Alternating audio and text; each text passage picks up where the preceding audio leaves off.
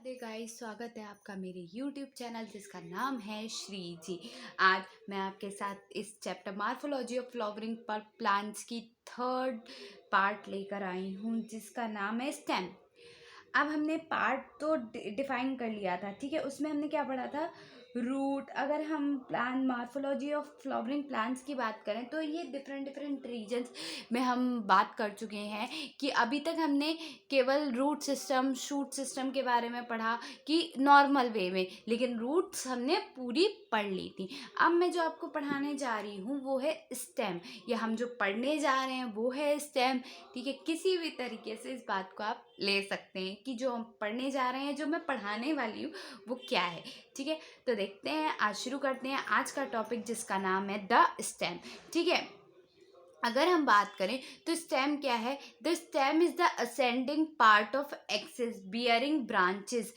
अच्छा, स्टेम पे क्या क्या होता है ये बात बहुत इंपॉर्टेंट है। स्टेम पे हम क्या देखते हैं, कोई भी नॉर्मल प्लांट ले लें हम, ठीक है, तो उसमें हम क्या देखते हैं कि ब्रांचेस होती हैं, ठीक है, कई सारी शाखाएं निकली होंगी, लीव्स प्रेजेंट होंगी, फ्लावर होगा और उसी स्टेम पे क्या होगा, फ्रूट भी लगा होगा। It develop from the प्लीम्यूल of embryo of a germinating seed. ये कहाँ से, रेडिकल ऑफ प्लीम्यूल। जो रेडिकल पार्ट होता है वो किसका होता है, रूट का होता है, लेकिन जो प्लीम्यूल पार्ट होता है वो किसका होता है, स्टेम का होता है। शूट का कह लीजिए, स्टेम का कह लीजिए, ठीक है। तो क्या होता है, ये कहाँ से निकलता है, प्लीम्यूल of the embryo of a germinating seed. The stem, ठीक है, सीड जो जर्मिनेट हो रही है उसके कौन से पार्ट से निकलता है, जो हमने सीड डाला है उसके टू पार्ट्स होते हैं, रेडिकल और प्लीम्यूल। रेडिकल कहाँ प्रेजेंट होता है, ठीक है, रेडिकल कहाँ प्रेजेंट होता है, वो होता है रूट पे, लेकिन प्लीम्यूल कहाँ होता है, स्टेम पे। तो stem bears nodes and internodes. अब स्टेम पे क्या होती है, नोड्स और इंटरनोड्स होती हैं, ठीक है। द रीजन ऑफ रूट्स, वो stem sorry, the region of stem where leaves are born are called nodes. क्या होता है, अगर कोई पूछे ना, ये एक डिफरेंशिएट में आता है, the difference between the node and internode. तो नोड और इंटरनोड में क्या डिफरेंस है, देखते हैं। The region of stem where leaves are born are called nodes, while internodes are the portion between two nodes. अब मैं बताती हूँ, देखें, जिस रीजन पे लीफ प्रेजेंट होगी वो नोड है, लेकिन इंटर नोड दो नोड के, यानी कि एक से दूसरी नोड निकल रही है, तो जो उन दोनों के बीच का रीजन है वो क्या होगा, इंटर नोड होगा। इंटर नोड दो नोड के बीच का पोर्शन है, और नोड क्या है कि जहां वेयर स्टेम्स आर वो leaves are born, the the region of stem where leaves are born, ये important है, the region of stem where leaves are born are called as nodes, ठीक है। और internode क्या है, are the portion where two nodes are present, ठीक है।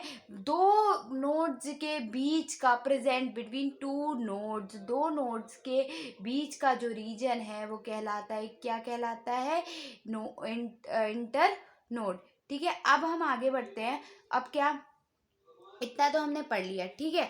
अब क्या होता है, the stem bear buds, buds भी होती है विच में भी टर्मिनल और एक्सिलरी। टर्मिनल यानी कि बड्स जो होती है ना वो टर्मिनल पे भी होती हैं और बीचों बीच भी भाई प्रेजेंट हो सकती, जरूरी नहीं टर्मिनल यानी कि किनारे पे ही प्रेजेंट हो, ठीक है। तो ये टर्मिनल भी हैं और एक्सिलरी भी हैं, ठीक है।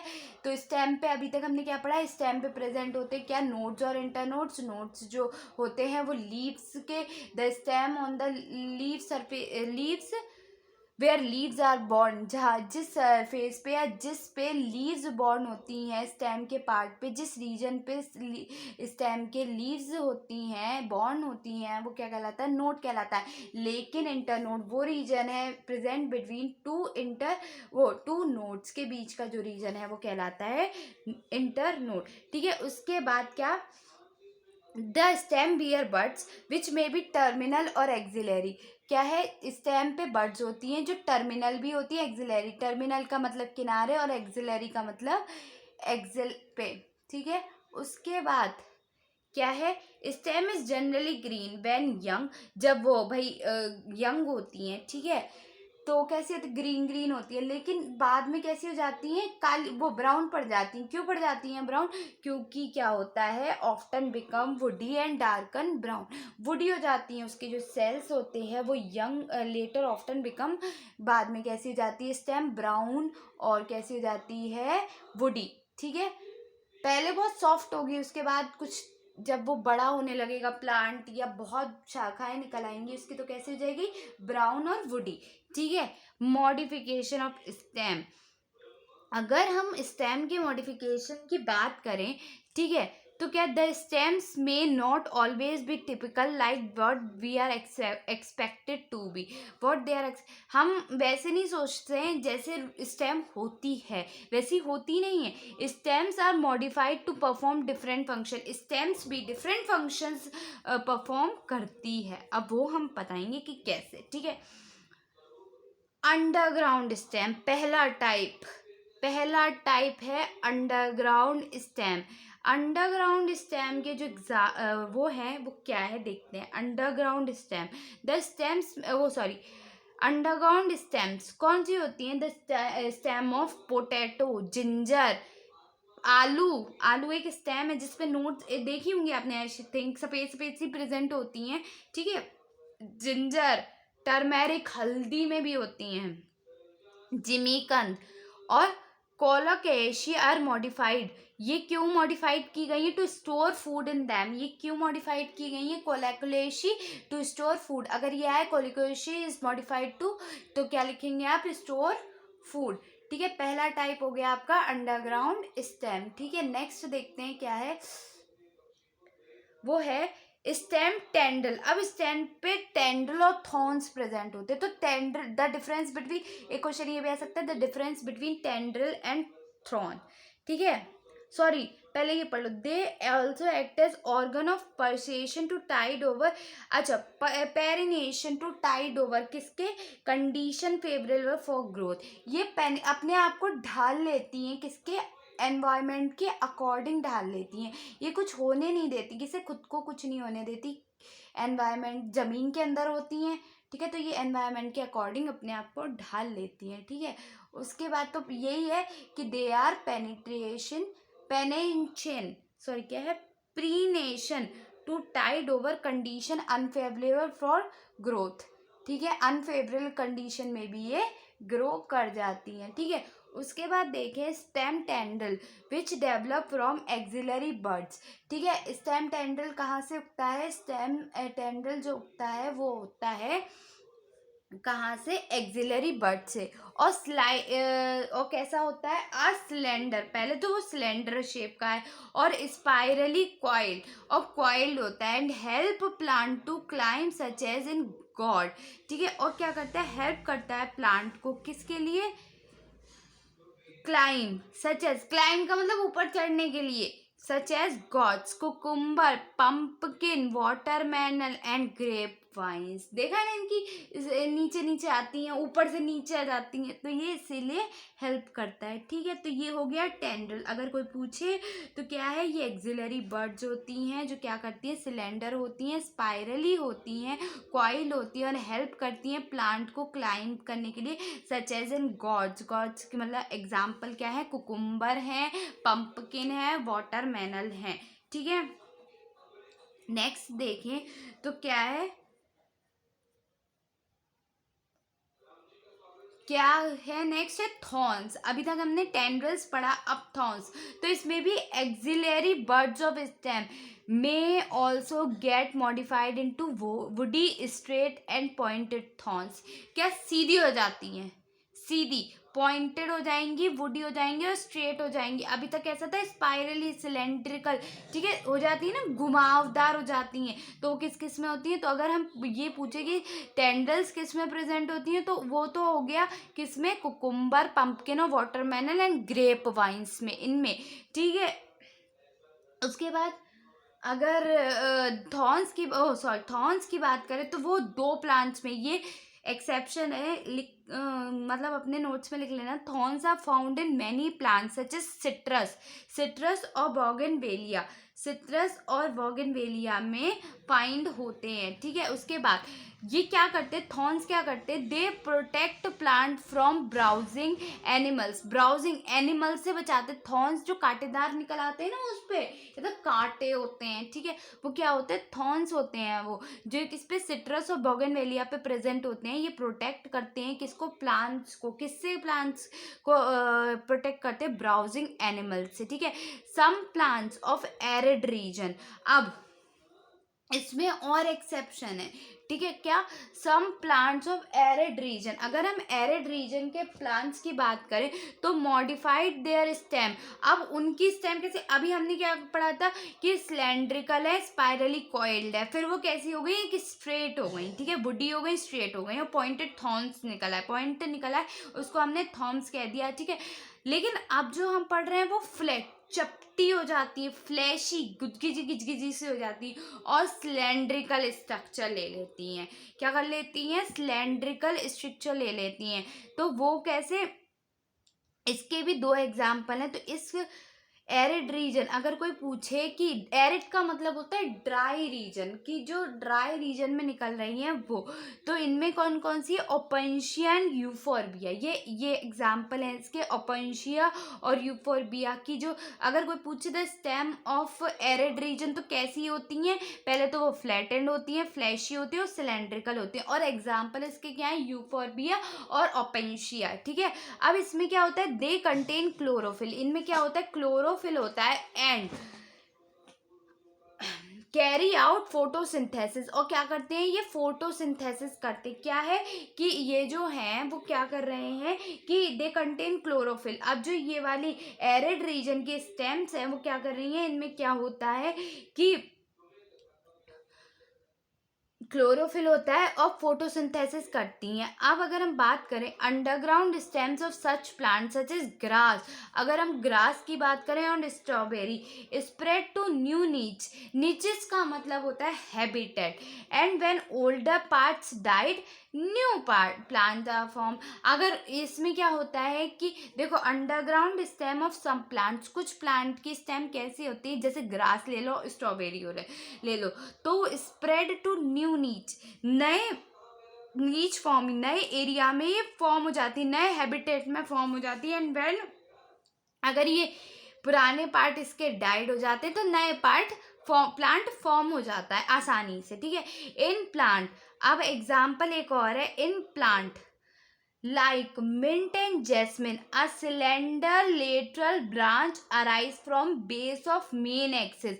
अब अगर पूछा जाए मिंट और जैस्मिन की ब्रांच क्या है एंड और उनका स्ट्रक्चर क्या है, कौन से, तो क्या लिखोगे, आ स्लेंडर लेटरल ब्रांच अराइज, कहाँ से हो रही है, बेस ऑफ मेन एक्सिस, कहाँ से, बेस ऑफ मेन एक्सिस से, and after growing aerially from time arch downward to touch the ground. क्या होता है कि टच करने लगती ग्राउंड के, ठीक है, कुछ ही टाइम में ऊपर से नीचे जाती है, छूने लगती हैं ग्राउंड को, ठीक है। अब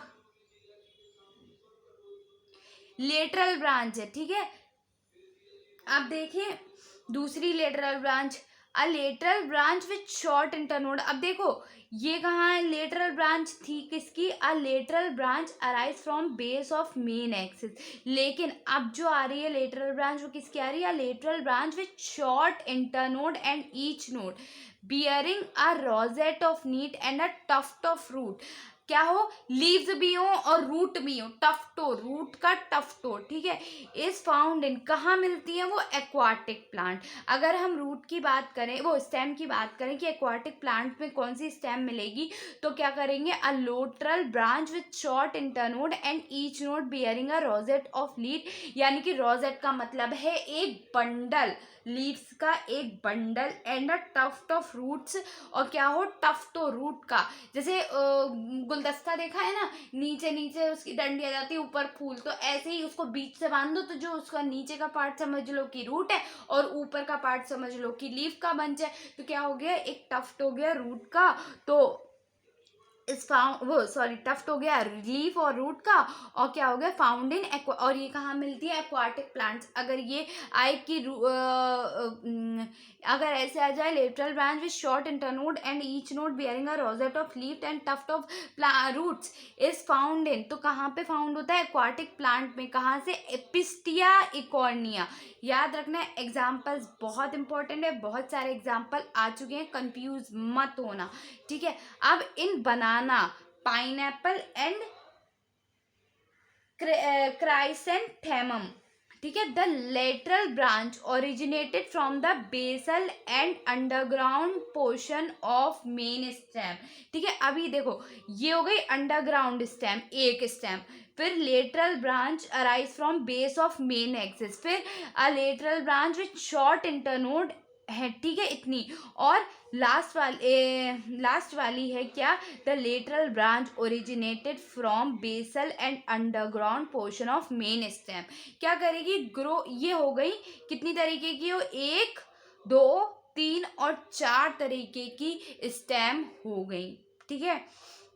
उसके बाद ये क्या करेंगी, ग्रोज हॉरिजॉन्टली, हॉरिजॉन्टली एक होता है वर्टिकली, एक होता है हॉरिजॉन्टली, बढ़ती चली जाएंगी बीनीथ द सॉइल, सॉइल के अंदर, बीनीथ नहीं सॉरी, हाँ बीनीथ का मतलब अंदर, beneath the soil and then come out obliquely, और दूसरी तरफ से फिर निकल आएंगी upward giving rise to leafy shoot. क्यों निकल आएंगी, क्योंकि वो लीफ को नीचे जाएंगी, रूट में चली गई जमीन में, ऐसा समझ लो बीनीथ द सॉइल, अंदर चली गई, उसके बाद दूसरी तरफ से निकलती हैं और क्या करेंगी वहां पे लीफी शूट्स दे देंगी, ठीक है। तो अभी तक हमने कितनी पढ़ी, पहले तो हम इसमें लिखेंगे मॉडिफिकेशन ऑफ स्टेम में क्या लिखेंगे, देखो अगर हम स्टेम की बात करें तो स्टेम किस किस में, ब्रांचेस लीफ फ्लावर और फ्रूट्स में डिवाइड हो जाता है। उसके बाद उसमें नोड्स और इंटर नोड्स, उनका डिफरेंस बता देंगे, उसके बाद फंक्शन बता देंगे, ठीक है, क्या होता है। और उसके बाद अगर स्टेम का है तो इसी तरीके से करना कि स्टेम क्या होती है, कि स्टेम पे क्या, पहले तो स्टेम क्या है कि असेंडिंग पार्ट ऑफ एक्सेस है जो बियर करती है किसको, ब्रांचेस को, फ्रूट्स को, फ्लावर्स को और लीव्स को, ठीक है, ये जनरल हो गया। उसके बाद इसमें क्या होता है, ये कौन सा पार्ट होता है, प्लूम्यूल का पार्ट होता है, ठीक है। अगर उसको और डिफाइन करना है तो इस तरीके से करेंगे कि प्लूम्यूल ऑफ जर्मिनेटिंग सीड से ये डेवलप होता है, इसमें इंटरनोड्स और नोड्स होते हैं, दोनों के डिफरेंस बता दीजिएगा। उसके बाद क्या बताएंगे आप उसमें मेन फंक्शन बताएंगे, मॉडिफिकेशन ऑफ स्टेम में हम पहले टेंड्रिल और थॉर्न्स बताएंगे, ठीक है। उसके बाद अंडरग्राउंड स्टेम के जो फंक्शंस थे उसको बताएंगे। उसके बाद अंडरग्राउंड स्टेम के एग्जाम्पल देंगे, और अगर ये आ जाए कि underground stem of potato, ginger, turmeric, जिमिकन, कोलैकेशिया क्यों मॉडिफाई किए गए वो रीज़न देंगे हम, ठीक है। उसके बाद हम क्या बताएंगे कि थॉर्न्स का काम क्या होता है, टेंड्रिल्स, ये डिफरेंशिएशन में ही देना, ठीक है। उसके बाद हम स्टेम के टाइप्स बता देंगे कि कितनी तरीके के होते हैं, तो 4 तरीके के बताए, underground stem, lateral branch arise from base of main axis, lateral branch arise from with short internode and each node bearing each node bearing नहीं इतना ही रहे शॉर्ट इंटरनोड्स, ठीक है। उसके बाद हम क्या बता देंगे, the lateral branch originated from basal and underground portion of stem, ठीक है। ये 4 तरीके के रूट बताएंगे, इनके एग्जाम्पल दे देंगे। इससे ऐसे भी आ सकता है कि इनके एग्जाम्पल दे दिए जाए, या क्वेश्चन इस तरीके से भी आ सकता है ये किस स्टेम के अंडर रखा गया है, ठीक है। तो ये ध्यान में रखना। तो यहाँ पे ये टॉपिक ख़त्म होता है। Thank you very much. Radhe Radhe आप सबको। मेरा चैनल लाइक करें, सब्सक्राइब करें और कमेंट करें कि आपको ये वीडियो कैसा लगा, क्या ये आपके लिए यूज़फुल है, ताकि मुझे और अप्रिसिएशन मिल सके और वीडियो बनाने के लिए। इसका नेक्स्ट पार्ट होगा लीफ, जो कि हम पूरा करेंगे अभी नहीं, अगले वीडियो में, ठीक है। Thank you.